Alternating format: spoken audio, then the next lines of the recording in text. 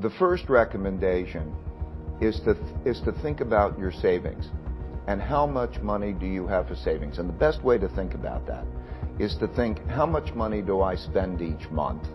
And how much money do I have saved so that I can, how many months am I going to be okay without that? And to value savings, right? And calculate it, because savings in that is freedom and security, and think about what that is. So that's the first. How much do I have for that? The second thing is, how do I save well? What should I put my saving in? And when thinking about what you should put your saving in, realize that the least risk investment that you think from volatility is the least risk investment, which is cash, is the worst investment over a period of time. And you could judge that by judging the rate of inflation in relationship to the after-tax income you're going to earn. So if you have an inflation rate that's 2 or 3%, and you're earning 1%, and you have to pay taxes on that 1% or the 1 or 2% that you're going to get, you're going to get taxed essentially at 2% a year, and that's going to be a problem. So you have to move into assets that are other assets that are going to do better over a period of time. And when you do that, the most important thing I can convey to you is to diversify well. Because I can guarantee you that one of those assets, and you won't be able to pick the right one, will be disastrous in your lifetime. That you will lose half of that savings if you're in the wrong one, and you won't know what the right one is.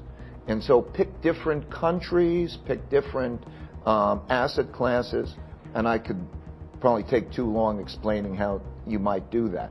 But so that would be the second thing to learn. First thing is think about how to save. Be cautious about debt. When you're thinking about debt, think about, is that debt going to help my savings, or is it going to produce an income? Sometimes debt, like buying a house or buying an apartment or buying an asset, it produces forced savings. Forced savings is a good thing. Or if you're taking on debt and you're thinking, am I going to have that debt in an asset? That asset better produce more income than the cost of your debt. If you're using debt for consumption, that's not a good thing to do. Okay, you're giving up that safety. So number one is think about how much you save and think about whether that should be how you borrow. Number two, make sure that you think about the diversification of that, not in cash. And number three, do the opposite of what your instincts are. If you're going to play the game, it has to be the opposite of what your instincts and the crowd says, because the market reflects the crowd.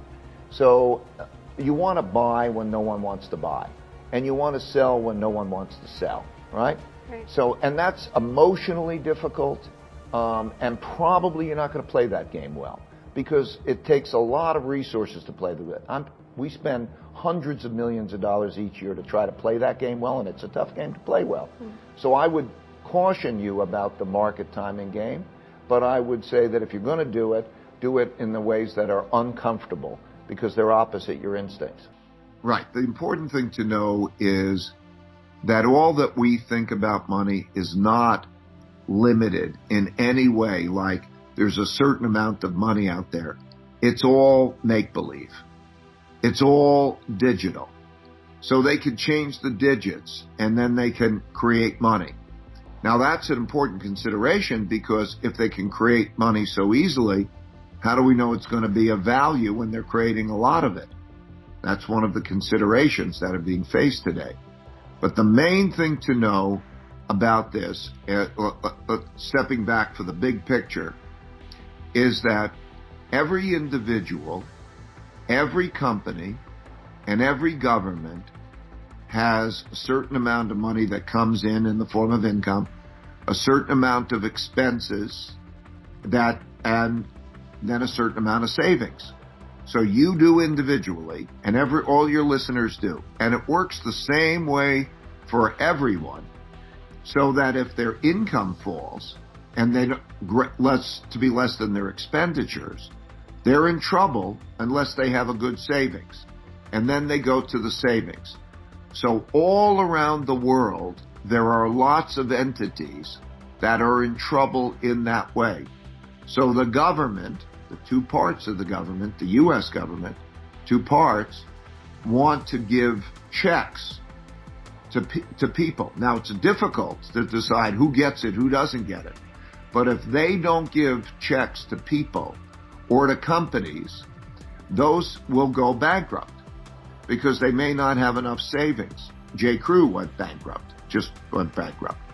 And you'll see others go bankrupt because they don't have enough. And so when they go bankrupt, then that's a whole other process. So in order to prevent that, they have to give money, and so they print money. We call it print. There's not even paper much.